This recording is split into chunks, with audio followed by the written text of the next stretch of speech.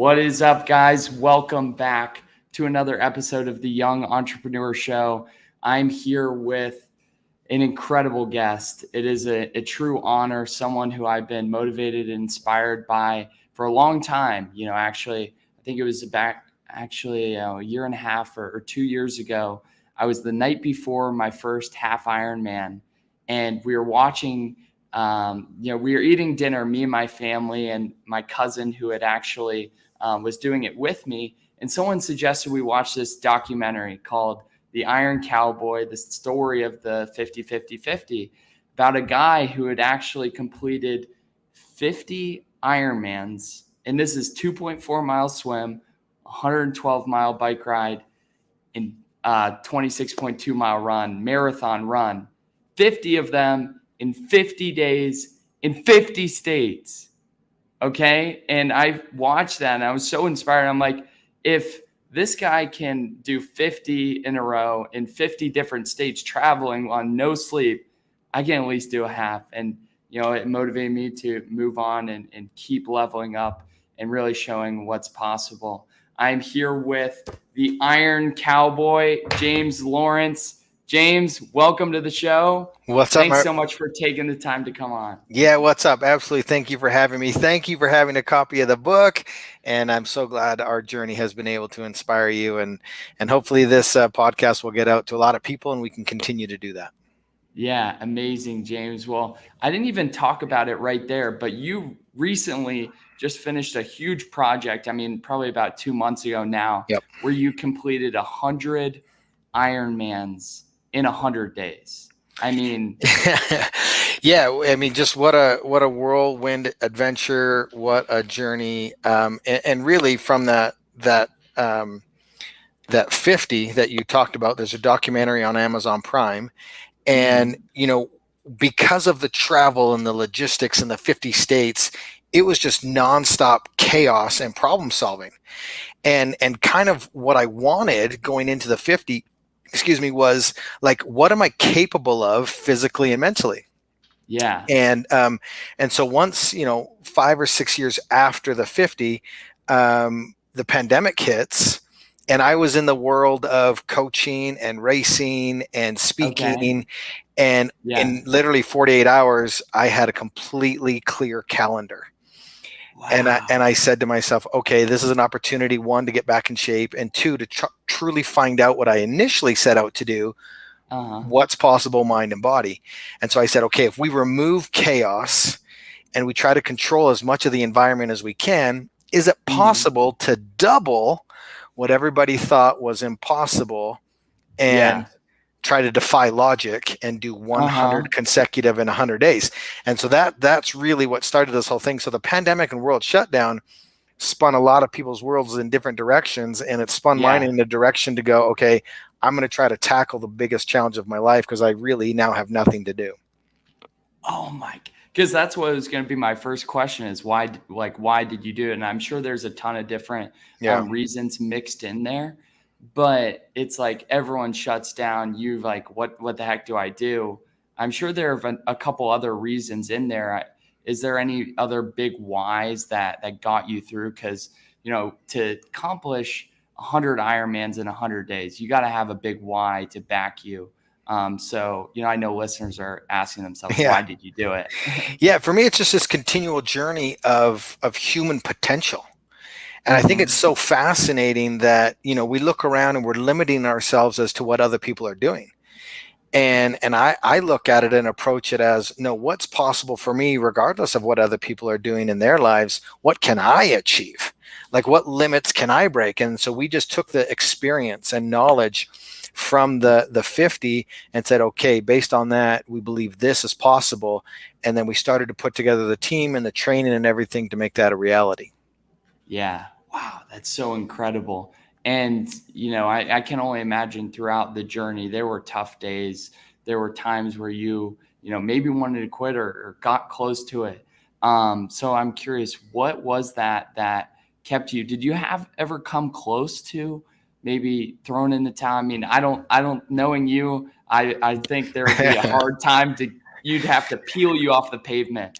But Yeah, you know, it's what was that interesting. like? We're all human, right? And we all have self-doubts, and we all get into those darker moments where it's either we don't think the pain is worth it, or we don't think the sacrifice Mhm. is worth it. And there's nobody on this planet that's excluded from those emotions and that feeling. And so, yeah, of course, I had moments where I was just like, man, I don't know, like at the peak of the pain and managing that, and when you're exhausted, you do question, okay, can I keep going? And that's when you really rely on your team. You have great conversations, they help pull you back around. But I think Mhm. it's important in everybody's journey to have peaks and valleys, because that's where we stop and have reflection time. In those down moments, we reflect on Yeah. why we're doing it, and we find out if our reasons or our whys are big enough for Yeah. what we're doing. It's kind of like a gut check moment, and then we Uh-huh. get to make a decision. Okay, yeah, I'm still all in on this, and I'm going to keep going. And a lot of times, it's just because I said I would, and that's enough. But once you get on a big journey like this, you've got sponsors, you've got the charity that you're raising money for, you've got your team that's relying on you. There's a lot of things in place that you have to consider. But for me, the biggest question I would always ask myself is, if I take one more step, am I going to die? And the answer was always no. And so I never had a good enough reason to stop pursuing this goal. Wow. And I want to go back a little bit to something you said in there, is that you think that it's important for everyone to have the peaks and valleys in their life. And I think something to the effect of the valleys cause you to reflect and take that time. And I know I was listening to Ed Milet's podcast with you, Mm-hmm. and you congratulated everyone who was going through a hard time, who was hit their, like, so to speak, rock bottom. Can you go and tell a little more about Yeah. that, why it's so important? Yeah. I don't think anybody is excluded from hardship.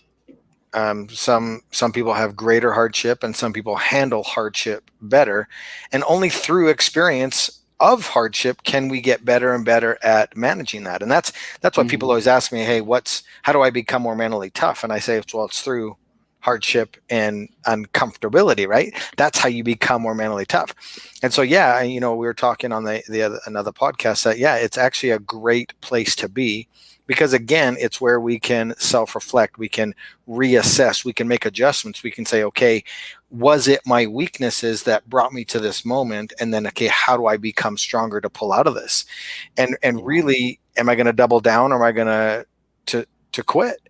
And in life, this is what's fascinating in life: whether you're winning or losing, it's your fault.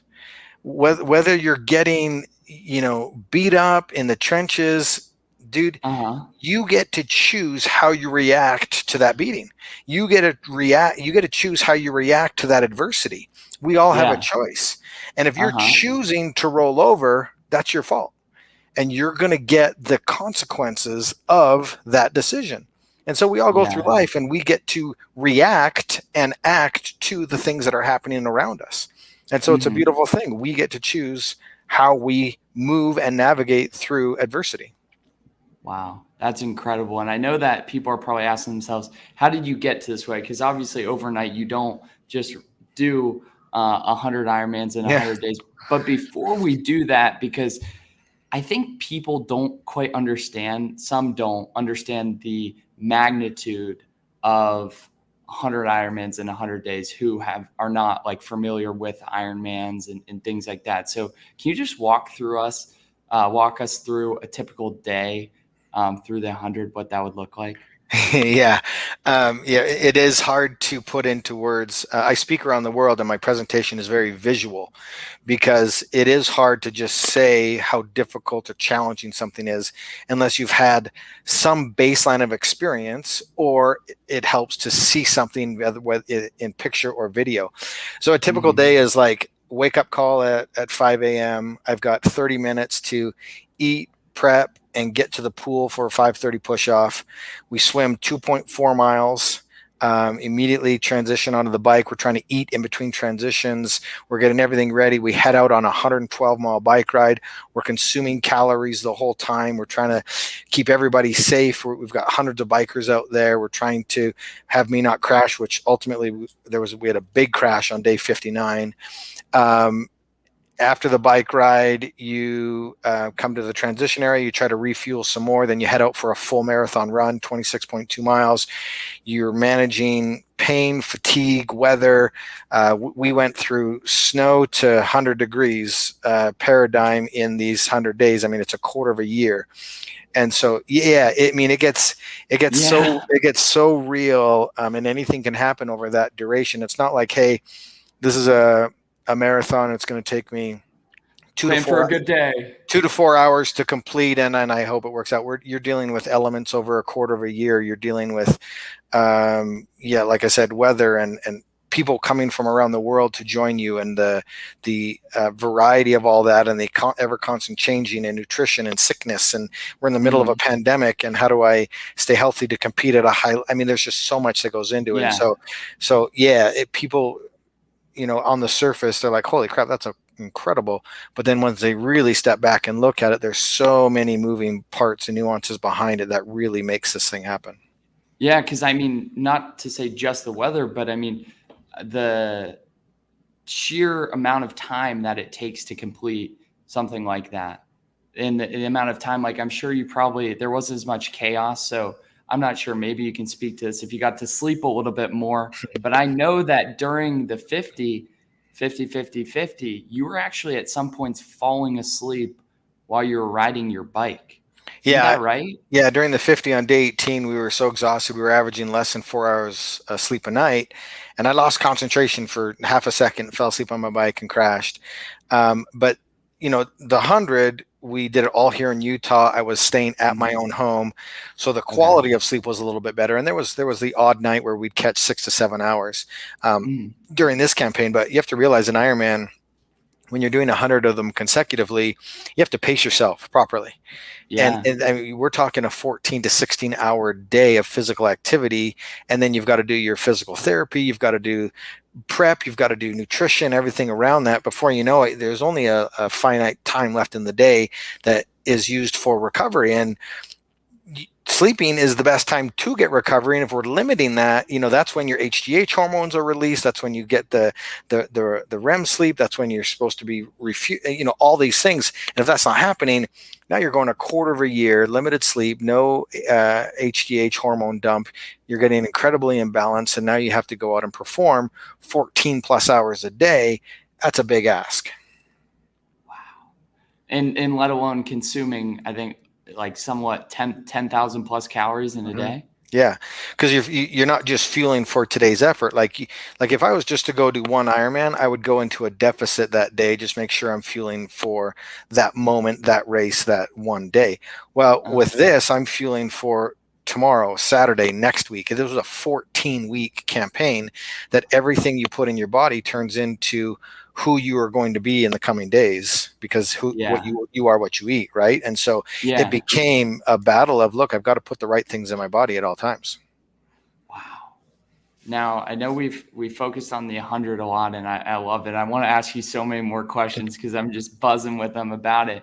But for listeners here, I'm sure they're probably wondering, how did you get this way? How did you, build the mental toughness to be able to complete something like that? So, I want to ask you, where do you think this all kind of started? Where can you point to an event? Can you point to a time? I think I may have a few ideas, but I would say just years and years and years of athletics, and I tried every single sport and eventually gravitated towards wrestling, and became a huge passion of mine, something I love to do. I love the fact that if I win or I lose, it's my fault.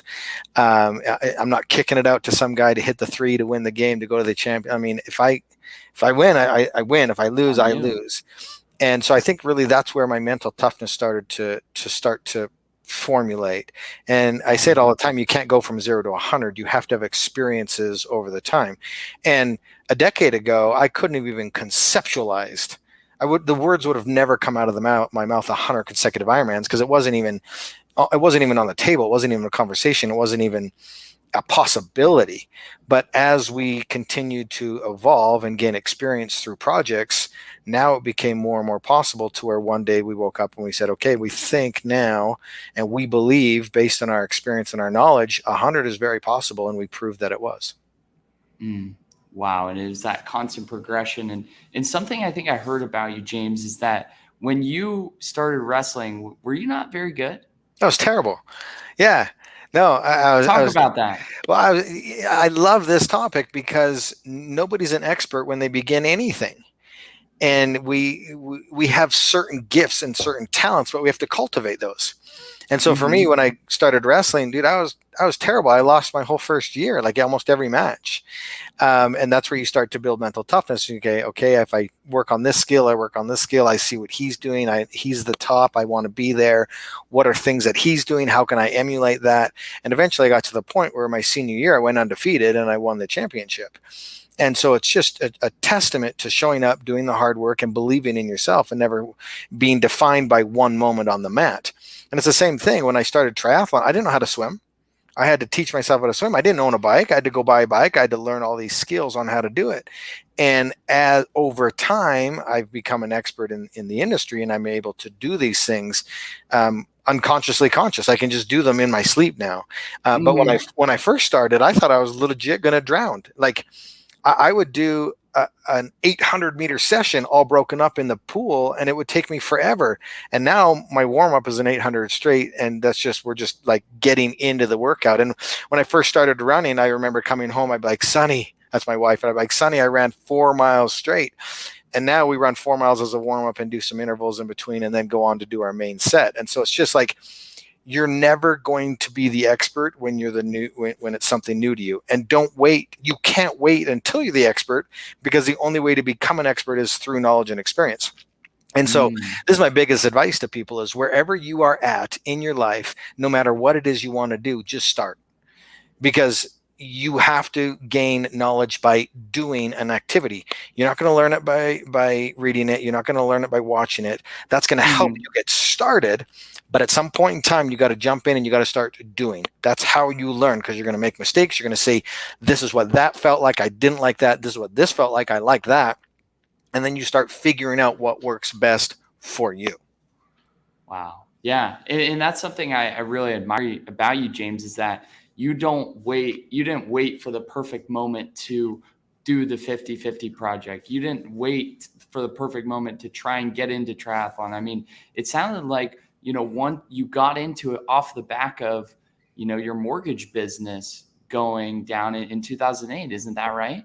Yeah, that's when I really started to take a pivot. I was doing triathlon, but that's when I kind of started to say, okay, I'm going to turn this into a business, into a brand. We're going to try to raise money for charity. The best example I can think of is like, people wait to become a parent, a father. You're never going to be ready to be a father. I don't care what you read. I don't care what you see. I don't care what you watch. You're never going to be ready. And so you're never going to have a child. Now, children are an absolute blessing. And if you're in a position to have them, and they're amazing. And they are more teachers for us than it is us to them. But there's a reason babies come out and all they do is sleep, cry, and poop, because that's where our parenting level is, right? Like at its most simplest form, that's where it is. And as your child grows, you grow with that child as learning how to be a parent. And so you're going to do things that your parent did, or you're going to do things, but you're going to try them and see if they work with your child and what vibes and jives with you. But like, you're never going to be ready. And so you might as well just jump right in and learn as you go. I love that. I love that analogy. And I kind of want to dive into, are you cool with diving into where you were at when you were embarking on the 50-50-50 journey? Because I know you're trying to piece things together. It was 2008. So the mortgage, housing market crash and things like that. Like, that was not the right time. Like, in people's mind, that would not be the perfect time for something like that. Yeah, it's not. And so there's some years in between. And so in 2008 to 11 is kind of when the market and economy crashed and we lost everything. 2010, we did our first world record, which was the most half Ironmans in a year. 2012, we did the most Ironmans in a year, which was 30 official events through 11 countries. And we were just bootstrapping this, right? Like, we had no money. We were chasing the dream. Talk about that. we were doing everything we can. We were like trading services and saying, okay, if I'll cut your grass for this amount of time, if you'll pay for this entry fee. And, we just got to be creative with how to do it. And if you're chasing after a dream, I mean, you've got to do it. I was doing construction in the middle of the night because I had to be training during the day. You have to make sacrifices that other people aren't willing to do to chase a dream. And so 2012, we break that second world record, and we were still like, okay, there's more. We have more potential.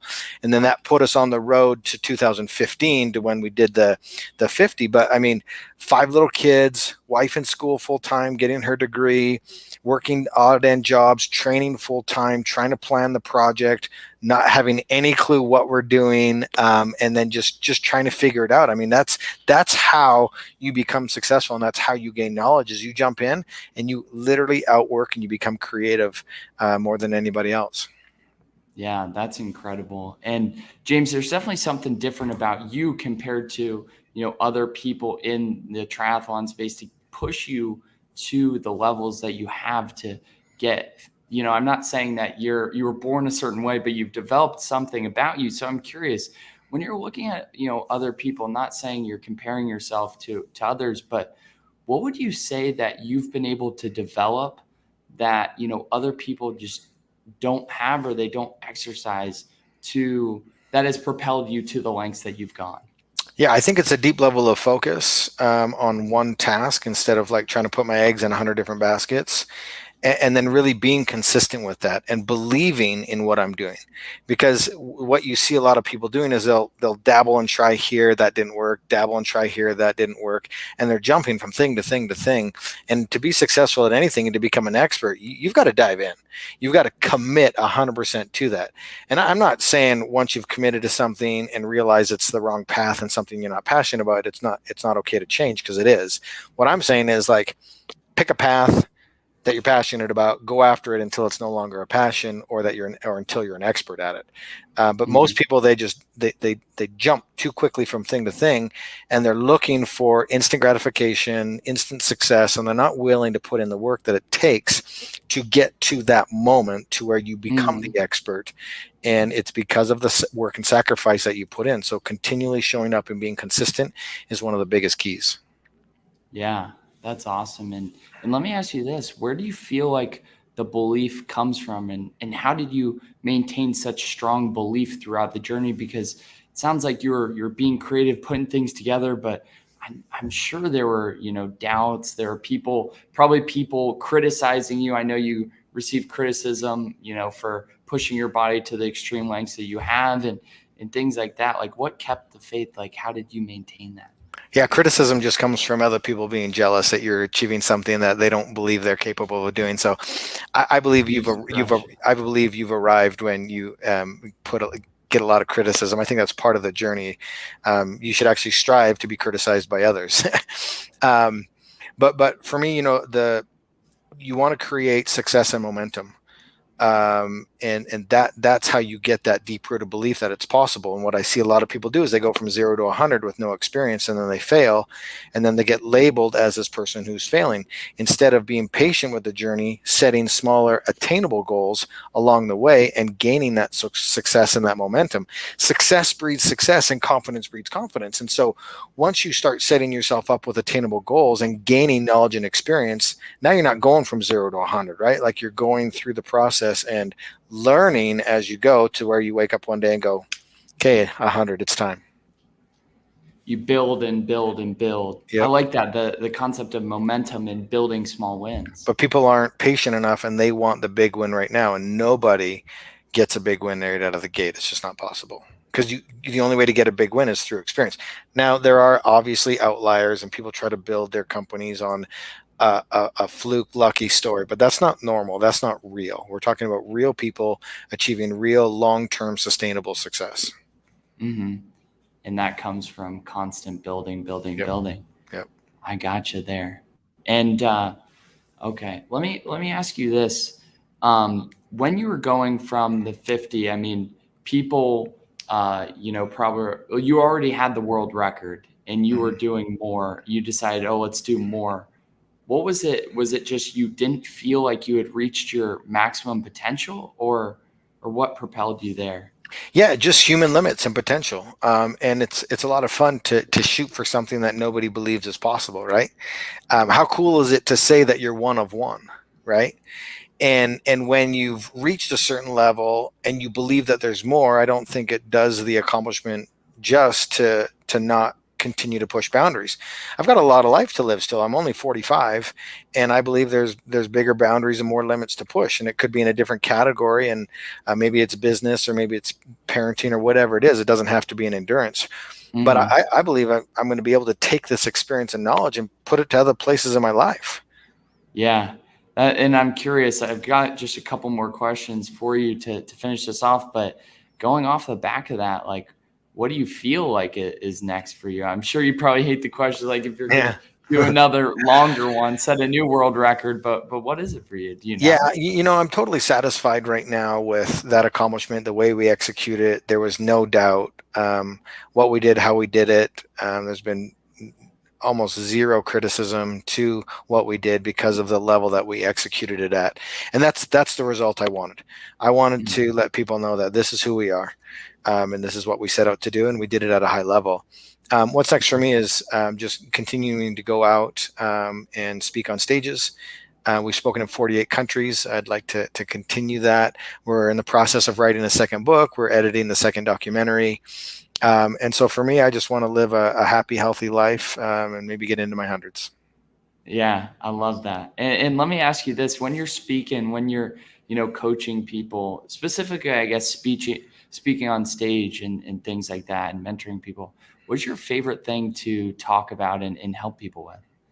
Yeah, it's interesting because over the course of a decade, we had a lot of experiences and we got to do a lot of things, and they relate to everybody a little bit differently. And so, I think my favorite thing is just having people realize and that they too can do it, and it gives them hope. And so, I think that's my favorite thing through our story is we're giving people hope to battle and overcome their struggles and their adversity, because we talk about how everybody's heart is different. I'm not trying to get anybody to go do what I do. That'd be absurd. But I want you to take on your challenges that are challenging for you with a head of steam and give you the hope and confidence to be able to do it. So that's what's a lot of fun for us. Yeah, that's amazing. And I know we're kind of coming up to the end of our time here, so I want to respect your time and just let you maybe say one or two things to the audience here of young entrepreneurs, young people trying to always striving for more.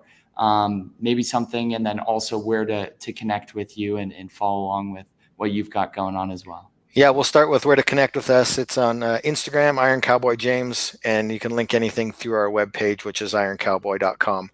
Mhm. I would say to young entrepreneurs, I'm an entrepreneur. I haven't had a job in 20 years. But the reality is just be patient with yourself. And your success is a reflection of your patience and your hard work. And being an entrepreneur is not easy. It's so much easier to go get a regular job and punch the ticket and, just live in that race. But there's very few upswings potential. There's a lot of caps on what you can do. I like Mhm. to live limitless. And so the best advice I can give to people is like, just be patient. It's going to take time, but you want it to take time so that you do it right, because the worst thing you want to do is not have the foundation. And then when things get hard, everything crumbles around you. I was totally Mhm. fine through the pandemic because we'd set up an unbelievable foundation over a decade of what we do and how we do it. And so I was able to sustain life and have my 5 kids, and my wife's parents live with us. I was able to support 9 people with no income because of that foundation that we've been able to provide, both of mental toughness and financial freedom. And so Mhm. just be patient with the process. Don't give up on yourself. Don't give up on your dreams. But it is going to take time. You have to, this is the biggest question that people need to ask themselves. Not what do I Okay. want? Not what do I want? What am I willing to sacrifice? Because everybody knows what they want, right? Everybody Yeah. knows, okay, New Year's resolutions come around, blah, blah, blah. I want this, this, and this. I want a bigger house. I want a nicer car. I want a good relationship. I want the vacation, blah, all of it. Mhm. Everybody wants the same things. Yeah. What are you willing to sacrifice in order to get it? And only then, once you realize what you're willing to sacrifice, will you have a chance of achieving what you want. we'll leave it there. I mean, that's powerful. James, Iron Cowboy James on Instagram. I'll link in the show notes, the website and everything, and then the book, and then hopefully coming out soon, the new book. Well, probably won't be out, but you'll be able to find it, I'm sure, on the website. Yeah, for sure. But dude, thank you so much for coming on. Really appreciate you taking the time. Absolutely, man. Appreciate it.